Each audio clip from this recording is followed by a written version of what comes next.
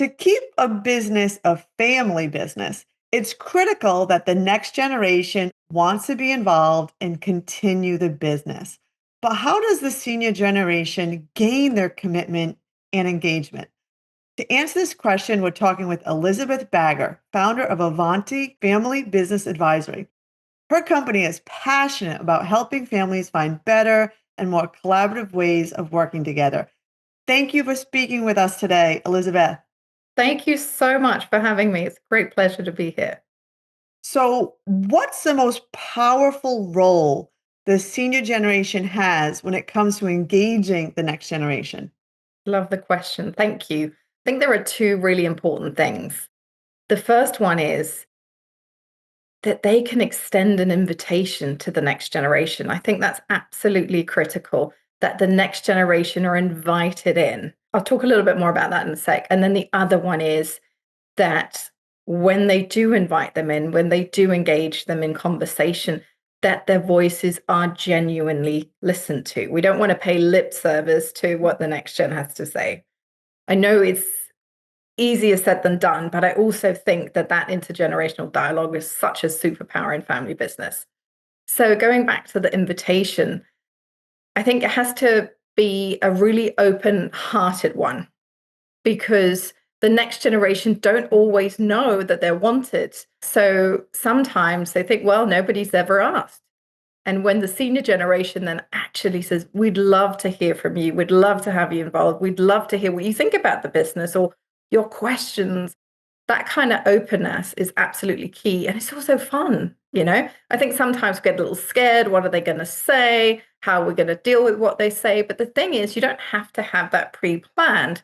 Just open the conversation and open the door genuinely to that conversation and then see what comes up. And if you feel like it's something that you don't really want to navigate on your own, there are plenty of ways in which you don't have to do that. And then when it comes to hearing what the next generation have to say, one of the things that I know is super important is to really create that space where the next gen feel that they can share. Maybe they want to share perspectives. Maybe they want to share ideas. Maybe they want to share some of what they're doing. And also, what I think most people love to share, including the next gen, is their dreams and hopes for their lives. And you just never know what's going to come out of those conversations, you know? Oh, that's such good advice. So, what are the things that you see senior generation members worrying about the most in this context? I think there's a lot of, I see a number of different things. One is like, we don't really know what are we going to do with their ideas? What are we going to do with their suggestions? What are we, maybe the questions might be okay as long as they're not triggering. But I think people get a little afraid of how to handle what the next generation shares in case there isn't an easy fit. And I understand that, but I think that's part of the conversation of saying we might not be able to act on everything. We might not be able to implement everything tomorrow or at all in case it really doesn't suit the business.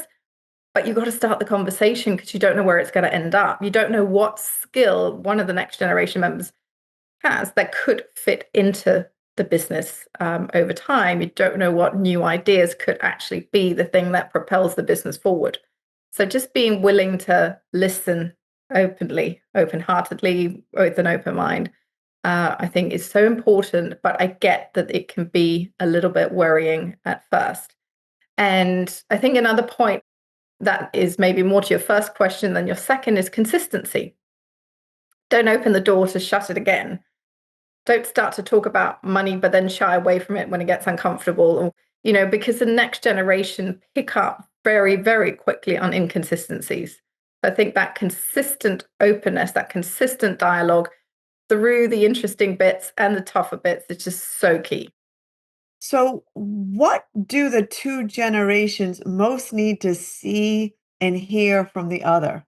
I think the next generation just really need to hear that they're valued, that their voice is valued, their experience is valuable, and that they are wanted as part of the conversation. Because I think it's so often not the case. You know, if it's not expressed really clearly, the next generation make up their minds that maybe it's not so important what I have to say. It's, I think, you know, classic human conversation and communication, right? And I think the senior generation also need to hear that what they have created is valuable and respected. Because sometimes I think there's a little bit of a fear of, oh, they want to come in and change everything.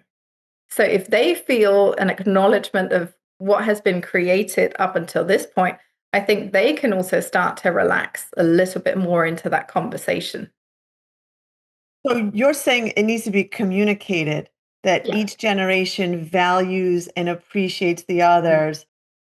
Otherwise, maybe they're assuming it or not having that We make important. assumptions all the time. We fill in the gaps and the dots and so much. And often we're very far from the truth.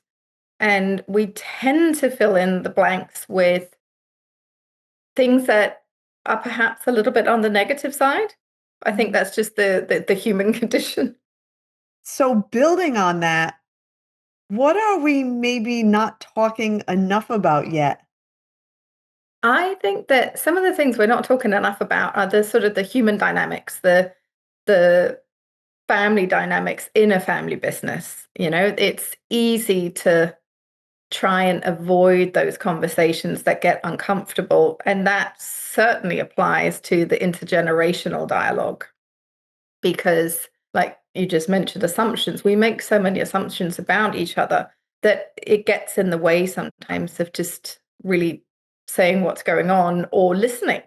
So I think if we learn to listen better to each other without too much judgment. I know we can't suspend it altogether, but if we try and say, let's park that at the door for the minute and just hear what the other party has to say, do listening exercises if need be, so we can really give each other space to talk, then we can actually start to see what's going on for the other because maybe there's an assumption about why somebody's doing something. And if you learn that the reason they're behaving in a certain way is totally different to what you imagined, what they're saying might not be half as upsetting or offensive or difficult as it was when you made assumptions about the why. So I think those are the things we need to talk about. We need to place family dynamics at the center of some of the conversations, at least, instead of only focusing on succession planning and governance and all of that and business conversations. Let's actually give space to how do we interact and is it working for us? How do we create dialogue? Are we listening to each other? How do we feel about being with family? How do we feel about stepping into a family meeting, a board meeting, or a family birthday party? Does it fill us with dread or excitement? And if it's the former, then there's something to work on because this can be enjoyable if we are prepared to do a little work to get there. So listening to you, I can't help but think in your work, are there differences in how some of the generations communicate? Like the baby boomers versus Gen X, like little tips you can give them so that they're willing to have this dialogue and also have empathy and understanding for the other side? I think there's probably some really, really big generational differences when it comes to how we talk about feelings and the role that feelings play in how we live our lives and how we share things. And perhaps the older the people involved are, the less they're accustomed to talking openly about their feelings because they may have grown up in a time where that wasn't welcome or where that simply wasn't part of a business conversation. So I think it's just vital to realize that just because somebody doesn't voice it doesn't mean they aren't feeling anything. It just means they grew up believing that that didn't have a place in a family business. And I think also, if you, I've seen a number of, if not many, patriarchs who may have been the founders or may have been the leaders for decades who have just never felt listened to. Like they've always felt like they were in charge, they needed to sort out, they needed to act on behalf of the family. And that might not be how the rest of the family sees them, but that's the internal experience for them.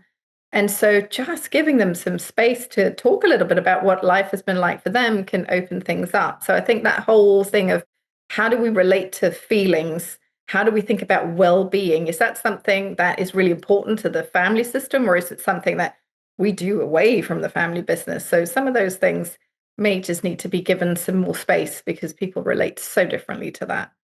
Final words of advice for the senior generation who may be worried about the next generation's engagement. I think Give them a little bit of credit, and it's okay to give it up front, because so often I hear that the senior generation, because they're not seeing exactly what they were expecting to see, that they think that means the next generation aren't capable and not ready, or not the right fit, or something of that nature. And I think if they were just willing to extend a little bit of credit first, let the next generation show you what they're capable of through a genuine invitation, not through a "I'll test you without telling you" kind of thing. I think that's really important, that we don't go ahead and test each other without having had the conversation. So if I want to see what you're capable of, I should tell you that I would love to invite you in and have you as part of this and see where it goes. And let's actually figure something real out. So let's create that space. Let's not try and pretend that we've created the space. Let's be real about it. So, like, little things like, if you want to create internships for the next generation, make them real, make them valuable, not just, sit in a corner for 3 weeks and we see what you do with it, but actually teach them about the business and give them a chance to get involved. So my advice is that kind of real, genuine engagement, and let them surprise you in positive ways.